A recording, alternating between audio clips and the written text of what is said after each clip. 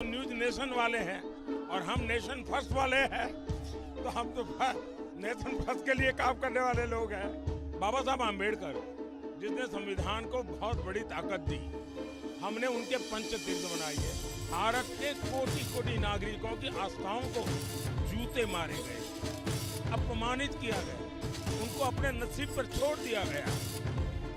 मोदी उस दुनिया से निकल करके आया। प्रधानमंत्री नरेंद्र मोदी देश भर में धुआंधार चुनाव प्रचार कर रहे हैं और जगन्नाथपुरी में रोड शो कर रहे हैं। साथ में बात करते हैं प्रधानमंत्री जी। न्यूज नेशन में बहुत स्वागत है आपका। लोगों के प्यार और भरोसे का जन सैलाब उमड़ पड़ा है। मेरा पहला सवाल है कि इस चुनाव में सबसे बड़ा जो नारा है वो 400 पार का है और विपक्ष ने हथियार बना लिया है कि आप संविधान ही बदल देंगे इतने बड़े मैंडेट के बाद। ये नारा नहीं है, ये 140 करोड़ देशवासियों का संकल्प है और ये संकल्प को देशवासी जी रहे हैं।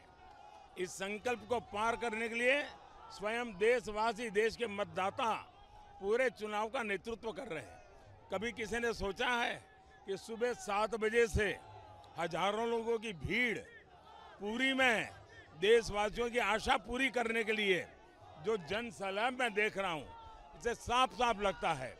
और जब आप तो न्यूज नेशन वाले हैं और हम नेशन फर्स्ट वाले हैं, तो हम तो नेशन फर्स्ट के लिए काम करने वाले लोग हैं। मेरा सवाल है कि पिछले 10 वर्षों में देश का आर्थिक उन्नयन हुआ है, राजनीतिक परिस्थिति बदली है और एक धार्मिक पुनर्जागरण सा देखने को मिल रहा है कि राम मंदिर बना, काशी कॉरिडोर, महाकाल कॉरिडोर, बाबा केदार का निर्माण।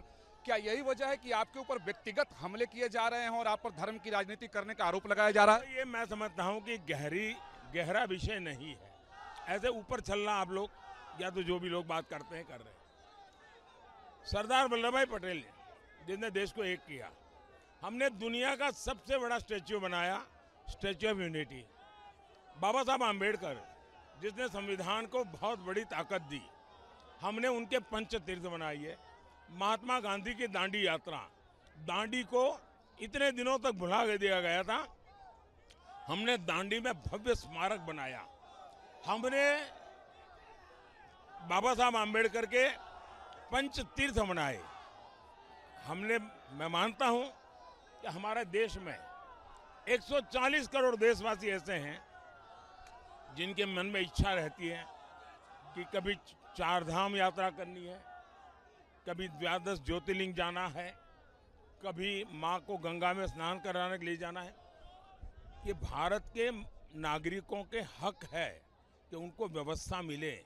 अगर वो जगन्नाथ जी में आते हैं तो उसको अच्छी रहने की व्यवस्था मिले, अच्छा खाने का प्रबंध मिले, उसको कनेक्टिविटी मिले, उसको इंटरनेट कनेक्टिविटी मिले, उसको अच्छे साफ सुथरे टॉयलेट मिले। क्या हिंदुस्तान के नागरिकों को ये हक नहीं है क्या? 75 साल तक भारत के कोटि कोटि नागरिकों की आस्थाओं को जूते मारे गए हैं, अपमानित किया गया है, उनको अपने नसीब पर छोड़ दिया गया है। मोदी उस दुनिया से निकल करके आया है। मेरे मन में दर्द था, जो इस देश के मालिक हैं, जो इस देश को चलाने के लिए टैक्स दे रहे हैं, उनको एक टॉयलेट नहीं मिलेगा, उनको अच्छी जगह पर सोने की जगह नहीं मिलेगी, क्योंकि वो भगवान के दरबार में जा रहा है, परेशान हो जाए। तो मैं अपना कर्तव्य मान करके इसको कर रहा हूँ।